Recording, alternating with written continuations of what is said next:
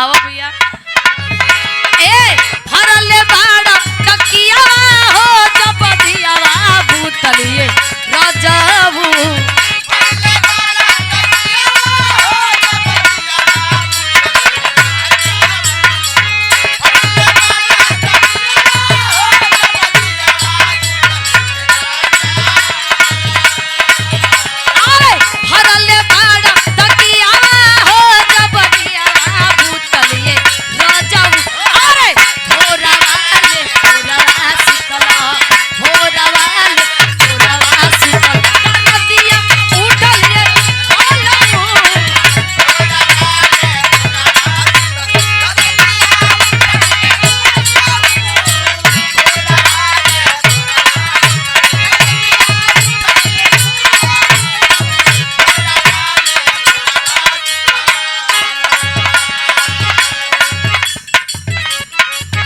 मोर नहे का पलंगिया हम सल मोर कोमल बदनिया के नसल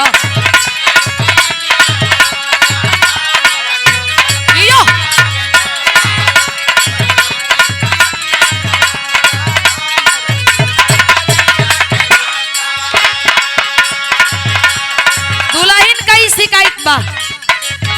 और ये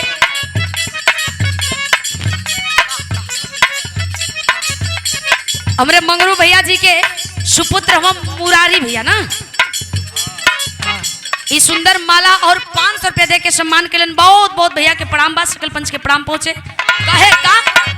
ए भरले बाड़ा तकिया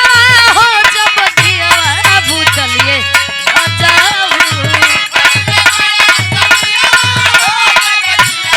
अरे जिया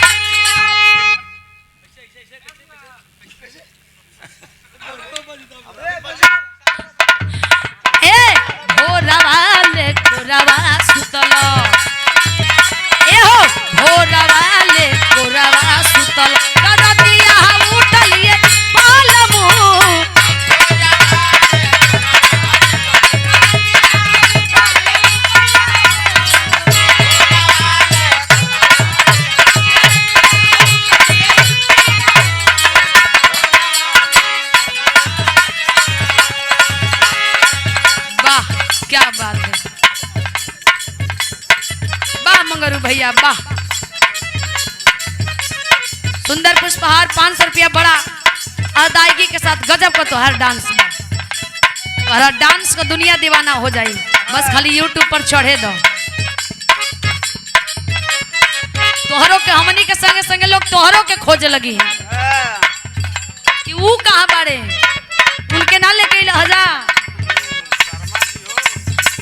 कहे का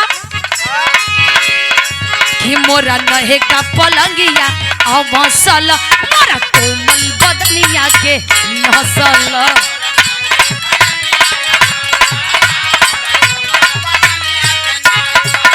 यो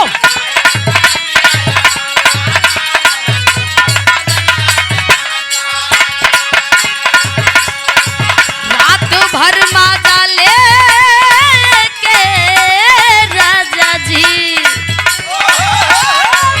ए हो रात भर माजा लेके मोरा एको अलग ना बकसल मोरा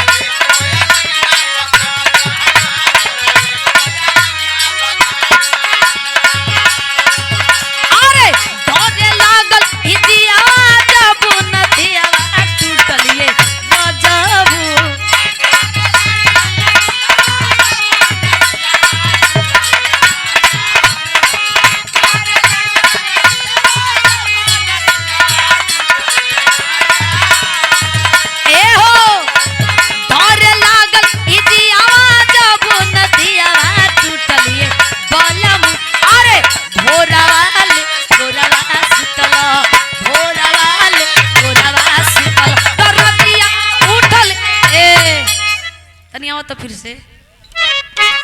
अरे भोरवा ले भोरवा सुतल